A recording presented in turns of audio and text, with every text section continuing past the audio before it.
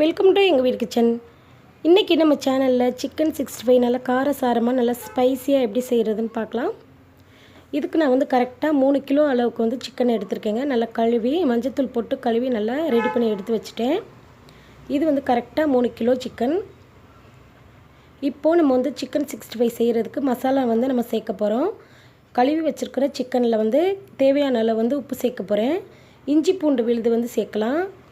1 table spoon அளவுக்கு வந்து இஞ்சி, 1 டேபிள் ஸ்பூன் அளவுக்கு வந்து பூண்டு சேர்க்கணும். ரொம்ப சேர்த்துடக்கூடாது. சிக்கன் 65க்கு கலர் தர்றதுக்காக கொஞ்சமாக வந்து கேசரி பவுடர் கலர் சேர்க்கணும். அதுக்கப்புறம் சிக்கன் 65 மசாலா சேர்க்கணும். கரெக்டாக ஒரு 3 டேபிள் ஸ்பூன் அளவுக்கு மட்டும் சேர்க்கணும்.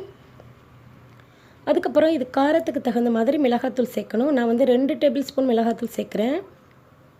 அதுக்கப்புறம் 1 டேபிள் ஸ்பூன் வந்து மஞ்சள் தூள் சேர்த்துட்டு, அதுக்கப்புறம் கரெக்டாக பார்த்திங்கன்னா ஒரு 4 டேபிள் ஸ்பூன் அளவுக்கு கார்ன்ஃப்ளவர் மாவும் 4 டேபிள் ஸ்பூன் அளவுக்கு அரிசி மாவு சேர்த்தோம்னா நல்லா கிறிஸ்பியாக இருக்கும்.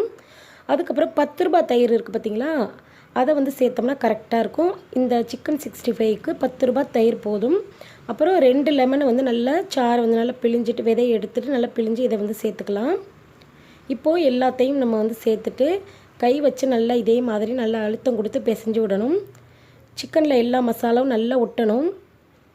கார்ன்ஃப்ளவர் மாவு அரிசி மாவு சேர்க்குறதுனால சிக்கன் வந்து நல்ல மொறுமொறுன்னு இருக்கும். கல்யாண வீட்டில் இப்படி தான் செய்வாங்க சிக்கன் 65. இப்போது எல்லாத்தையும் நம்ம நல்லா மிக்ஸ் பண்ணி வச்சாச்சு.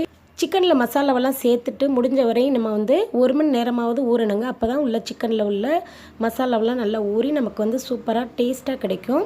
அதுக்காக முடிஞ்ச அளவு நம்ம வந்து ஊற வச்சுட்டு இப்போது பொரிக்க ஆரம்பிச்சிடலாம். கடாயில் தேவையான அளவு பொரிக்க தேவையான அளவு எண்ணெய் சேர்த்துட்டு எடுத்து வச்சுருந்தா சிக்கனை வந்து ஒன்று ஒன்றா போட்டுருங்க. உங்கள் கடாய் சைஸை பொறுத்த அளவு நீங்கள் வந்து சிக்கனை வந்து சேர்த்துக்கலாம்.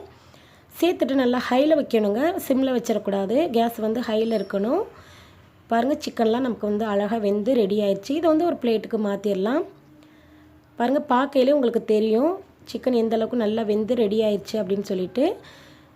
அவ்வளோதாங்க, ஈஸியான சிக்கன் 65 நமக்கு வந்து செஞ்சுட்டோம். நீங்கள் பிரியாணி செய்கிற டைமில் சிக்கன் 65 இதே மசாலா சேர்த்து நீங்களும் செஞ்சு சாப்பிட்டு பார்த்து எப்படி வந்துச்சுன்னு சொல்லுங்கள். இந்த வீடியோ உங்களுக்கு ரொம்ப பிடிச்சிருந்தா ஃப்ரெண்ட்ஸ் அண்ட் ஃபேமிலி கூட ஷேர் பண்ணுங்கள். தேங்க்யூ.